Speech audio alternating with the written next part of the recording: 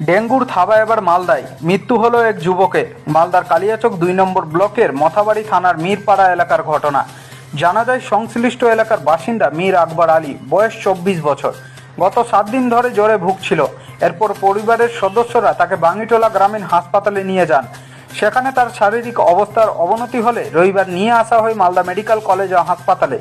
সোমবার তার রক্ত পরীক্ষায় ডেঙ্গুর জীবাণু পাওয়া যায়। হাসপাতাল সূত্রে খবর, তার শারীরিক অবস্থার অবনতি হলে তাকে ভেন্টিলেশনে রাখা হয়েছিল।